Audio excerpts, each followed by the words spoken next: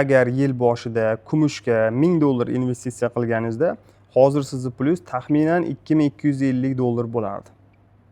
Platinada $2150, oltinda $1750, Nasdaq $1200, S&P 500 $1160, AQSh obligatsiyalari esa $1070, Bitcoin $910, Ethereum $870, Solana $650, boshqa altcoinlar esa $10 bo'lardi.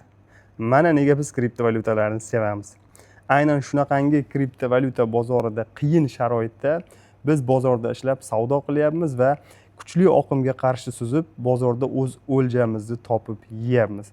Boshqalar xor qilgan narsaga vaqti kelib o'sha odamlar zor bo'ladi.